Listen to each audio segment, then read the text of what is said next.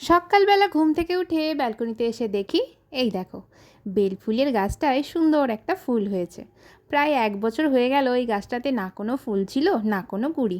আজকে তো দেখি একদম সুন্দর একটা ফুলও ফুটেছে, আর একদিকের ডালে তো দেখি বেশ কয়েকটা কুড়িও এসেছে।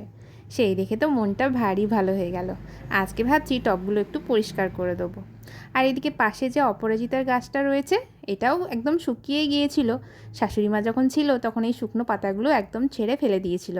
এখন দেখো নতুন পাতাও গজিয়েছে আর সুন্দর একটা ফুলও হয়েছে। আর এই অপরাজিতা ফুলের কালারটা তো দেখতেই পাচ্ছ, একদম আনকমন কালার, না নীল না সাদা, মাঝামাঝি একটা রং। এই ফুলের বীজটা আমি বাপের বাড়ির থেকে নিয়ে এসেছিলাম। দারুণ সুন্দর। আর সকালবেলা এই দুটো ফুল দেখে মনটা সত্যিই আজকে বেশ ভালো হয়ে গেল। আর আজকে যেহেতু হোলি ছিল, এই দেখো বাবা মেয়ের কাণ্ড দেখো, রং মাখানোর কেউ নেই, তাই মেয়ে বাবাকে রং মাখাচ্ছে আর বাবা মেয়েকে। আর এই যে আমার মেয়ে তো রিলস দেখে দেখে আবির ওড়াতেও শিখে গেছে। তো চলো আজকের মতো ভিডিওটা এখানেই শেষ করছি। ভালো লাগলে লাইক করে দিও, চ্যানেলটা সাবস্ক্রাইব করে দিও। দেখা হচ্ছে অন্য একটা ব্লগে। টাটা।